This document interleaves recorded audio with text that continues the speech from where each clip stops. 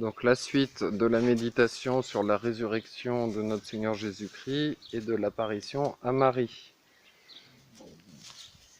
Donc on a vu dans la vidéo précédente que Jésus descend au limbe des patriarches, il délivre leurs âmes, puis il se dépêche d'aller consoler sa mère, qui est la créature qu'il aime le plus, et il lui apparaît en corps et âme, ressuscité. On voit qu'il fait son office divin de rédempteur avant même de ressusciter. Deuxième prélude, c'est la composition du lieu. Donc il y a plusieurs lieux. Il y a les limbes, il y a la déposition du corps au Saint-Sépulcre, la maison de Notre-Dame. Donc on s'imagine tous ces lieux le plus concrètement possible. La chambre de Notre-Dame et son oratoire où elle prie. Jésus dit lui-même qu'il est consolateur, puisqu'il dira « Je vous envoie un autre consolateur » quand il envoie l'Esprit Saint. Alors Jésus est venu consoler les fidèles qui ont souffert avec lui la passion. Il peut toucher l'âme et le cœur, la partie la plus profonde de l'âme, puisqu'il est Dieu en même temps. Troisième prélude. Nous, en train de méditer, on demande des grâces pour obtenir de ressentir une vive allégresse, une joie immense et intense de la gloire de notre Seigneur, en vue de mon itinéraire vers le ciel. Ce n'est pas pour consommer une béatitude, mais pour prendre des forces pour aller avec plus de courage vers le ciel. L'abbé Jacquemin nous donne un dicton flamand. Le cheval qui sent l'étable court plus vite. Avoir un avant-goût du ciel va nous faire courir plus vite vers la sainteté. Ce qui va plaire à Dieu n'est pas qu'on lui demande de sentir le ciel pour se sentir bien, mais pour être plus fervent dans son service, pour avoir plus de courage pour me défaire des péchés. Une fois que j'ai goûté les plaisirs du ciel, je vais avoir moins de problèmes pour laisser de côté les plaisirs des péchés, parce que c'est l'un ou l'autre, il va falloir faire un choix. Une fois que j'ai goûté, je sais que ça vaut la peine. C'est une grande grâce. Alors, premier, deuxième et troisième point, c'est comme dans les autres méditations, sur les personnes, les paroles et les actions. Donc les personnes. Jésus, son âme est glorieuse, descend aux enfers, puis elle va au sépulcre vers son corps. Et par la puissance divine, il y a une nouvelle création. Ce cœur meurtri, tué, massacré, devient plus saint, avec un T, et plus saint, santé. Donc dans les deux sens.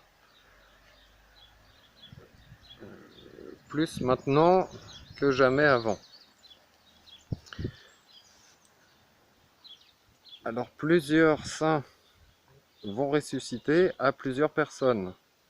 Ils vont apparaître en même temps, donc à ces personnes. Jésus va à la maison de la personne la plus sainte, c'est-à-dire la Sainte Vierge.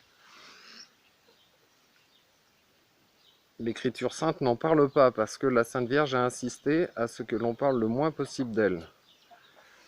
Les évangiles ont été écrits de son vivant et elle ne voulait pas qu'on la prenne comme une divinité. Elle voulait faire place à Jésus. Elle était tellement belle, tellement profonde, tellement limpide.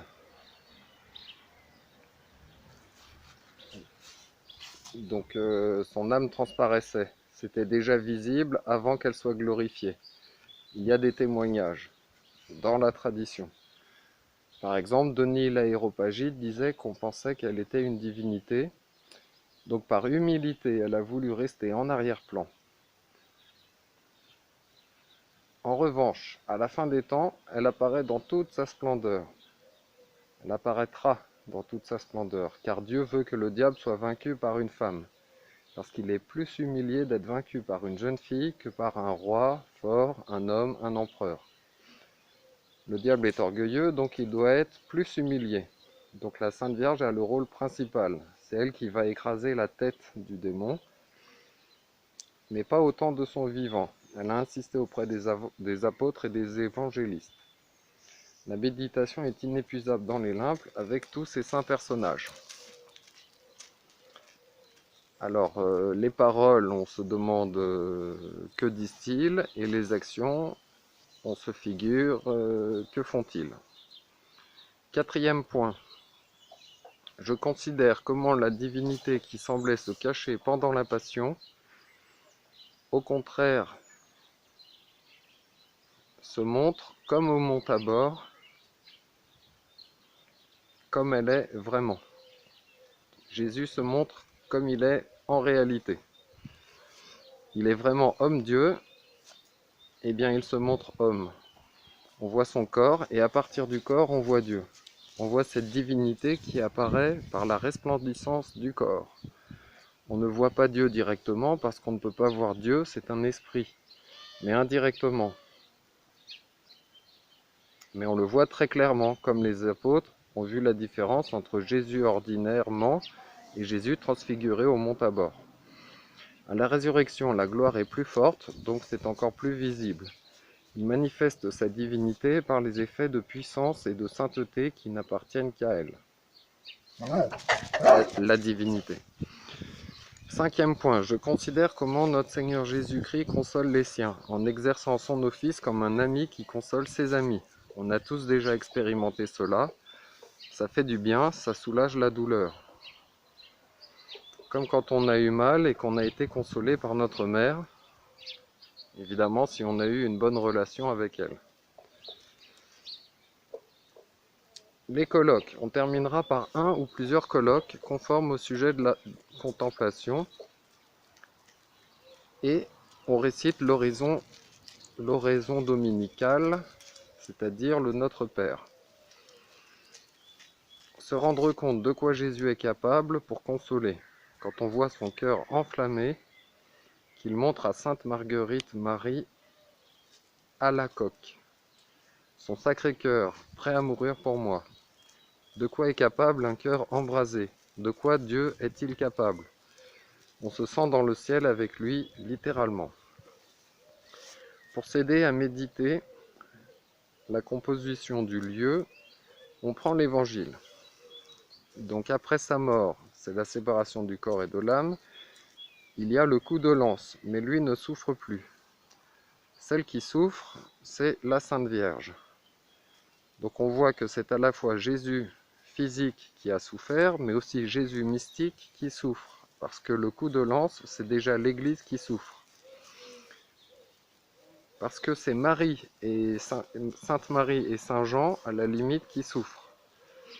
Ce corps meurtri reçoit encore une plaie de plus. Et dans son cœur, en plus, le sang et l'eau jaillissent, ce que les médecins légistes disent, c'est que c'est la preuve que son cœur était brisé.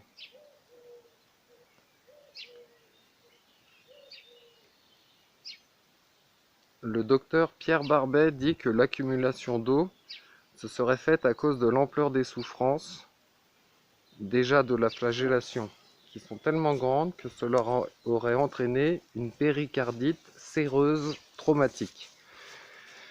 Jésus est apparu à Claire Ferchaud. Il lui a montré son cœur broyé par les pécheurs. Pour les pécheurs. Par les pécheurs et pour les pécheurs, son cœur broyé. Le fait de contempler cette image a un bénéfice. Cela fait du bien, comme la contemplation d'une médaille miraculeuse. Il y a beaucoup de promesses attachées au cœur broyé de Jésus, et cela marche de manière instantanée, inattendue, dit l'abbé Jacquemin dans sa conférence, pour l'avoir expérimenté lui-même. Il faut voir les promesses qui sont derrière, car ce n'est pas assez connu que son cœur n'était pas seulement transpercé, mais broyé. Donc c'était la veille du sabbat, pour que les corps ne demeurassent pas en croix le lendemain, puisque c'était le sabbat et le sabbat le plus solennel de l'année. Comme pour nous, Pâques, les Pâques catholiques. La Pâque juive, c'était la fête liturgique la plus importante de l'année, en commémoration de la fuite d'Égypte. Donc les Juifs demandèrent à Pilate qu'on rompît les jambes des suppliciés et qu'on enlevât leur corps. Si on rompt les jambes, ils ne sont plus capables de respirer, donc ils étouffent. Jésus était déjà mort, donc il n'a pas eu les jambes rompues, encore en accomplissant une prophétie. Aucun os sera brisé, avait dit une prophétie.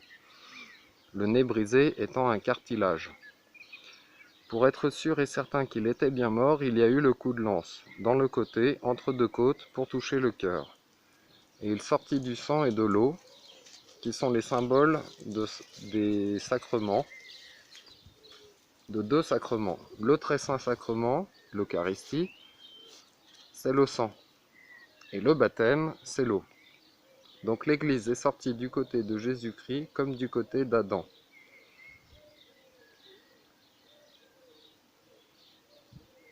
Ève est sortie du côté d'Adam. Dieu a formé une femme avec la côte de l'homme. L'Église épouse de Jésus est formée de son côté. Dieu travaille en parallèle. Donc Dieu aime les parallèles toujours. L'Église sort de l'eau car c'est par le baptême qu'on devient membre de l'Église. L'Église se constitue par le baptême, par l'eau. Saint Jean insiste dans son évangile qu'il a vraiment vu ce qui s'est passé parce qu'il était présent. Et que donc Jésus est vraiment mort pour prouver qu'il est Dieu à cause de sa résurrection. Ce n'est pas un faux mort, donc la résurrection est vraiment un miracle. Alors là, j'avais anticipé de faire la vidéo avant d'avoir fini de prendre mes notes pour pouvoir vous la télécharger dans l'après-midi et que vous l'ayez d'ici quelques heures. Donc je vous dis à bientôt pour la suite. Merci de votre attention. Que Dieu vous garde et en attendant, union de prière.